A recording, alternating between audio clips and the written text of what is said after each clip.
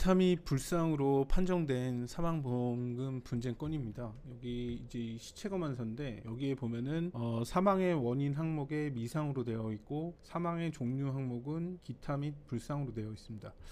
우리가 이제 이런 일반적인 사망보험금은 형태가 굉장히 다양한데 예를 들어서 그냥 피보험자가 사망을 하면 지급되는 뭐 일반 사망 같은 그런 것도 있지만 물론 이제 면책 사유에는 해당이 되지 않아야 합니다.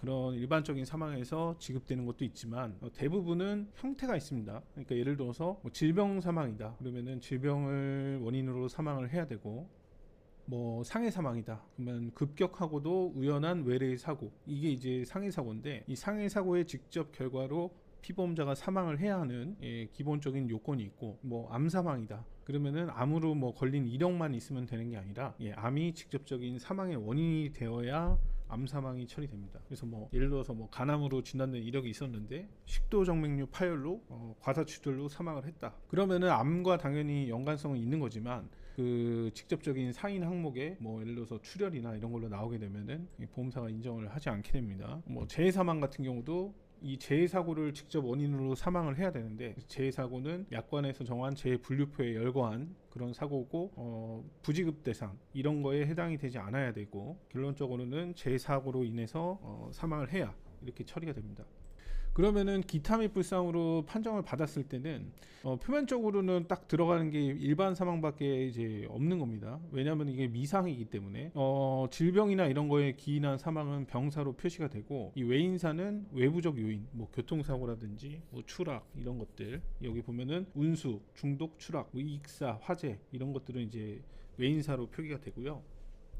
사망 원인을 특정하기 어려울 때, 그러니까 이거는 이제 시체 검안서기 때문에 이제 의사가 검안한 내용을 가지고 이렇게 쓴 건데 부검 전에도 이렇게 나올 수는 있는데 뭐 부검을 해서 뭐 사망의 원인이 밝혀지기도 하지만 이 사례 같은 경우는 부검도 실시하지 않아서 이런 기타 및 불상 이렇게 판정이 된 겁니다. 그러면은 이런 자료들이 있을 때 보험사는 인정을 하느냐?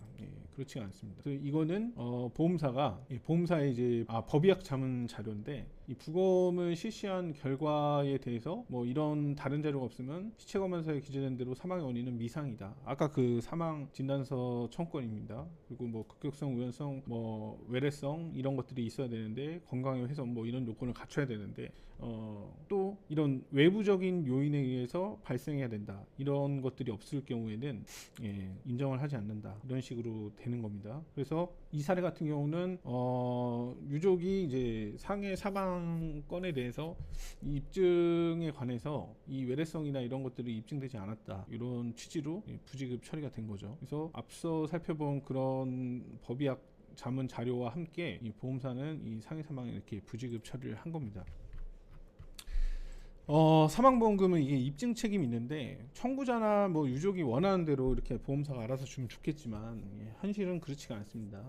금액이 또 크기 때문에 이런 면책 금액, 그러니까 고객한테 부지급을 한 금액을 직원 실적으로 이렇게 잡기도 하는데, 뭐 저의 경우에도 예전에 보험사 있을 때 그런 것들로 제 능력을 평가를 받았고, 그런 면책 금액이나 이런 것들이 제가 평가받는 실적 중에서 이제 가장 컸었습니다. 그게 뭐 그리고 뭐 법원 소송까지 막 불사해가지고 이 입증 책임에 관한 대법원 판결도 이 보험 소송에서 이제 발생을 한 건데, 이 사망보험금 지급 사유에 관한 증명할 책임, 그 책임은 유족, 그러니까 청구자한테 있다, 이런 대법원 판결까지 얻어낸 게 보험사입니다. 그래서 뭐 청구자나 유족이 원하는 대로 이렇게 줄 수가 없는 그런 구조나 이런 사례들이 질비하게 있는 겁니다. 그래서 이런 기타 및 불상으로 판정된 이런 사망 청구권은 유족의 청구대로 지급할 가능성은 현저히 낮기 때문에 여러 방면으로 자료를 검토를 해봐야 되고, 뭐 하나가 딱 비슷하다고 해서 완전히 뭐 내 청구권을 거기에 막 동일시 하시는 분들이 계시는데, 이 사안마다 이게 조금씩 다 다르고 입증의 방향이나 실제 보험사하고 다투는 이런 쟁점, 그리고 굉장히 그 심화된 이런 내용들이라든지 뭐 공격하는 내용, 이런 것들은